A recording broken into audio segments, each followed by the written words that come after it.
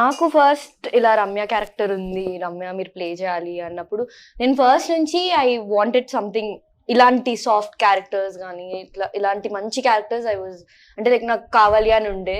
And ఎప్పుడైతే నాకు Ramya character గురించి చెప్పారో ఇదంతా తెలిసిందో I felt okay this is nice. అంటే సంథింగ్ నాకేది కావాలో నాకు ఆ స్టోరీ ఐ థింక్ విన్నాను అని అన్న ఫీల్లో ఉండే.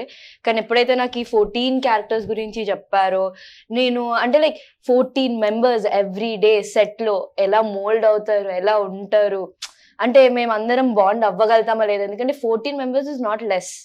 అండ్ ఒక్కొక్కరికి ఒక్కొక్క థింకింగ్ ఉంటుంది, ఒక్కొక్కరి అంటే మేము అందరం కనెక్ట్ అవుతామా లేదా, అవ్వకపోతే ఇట్స్ నథింగ్.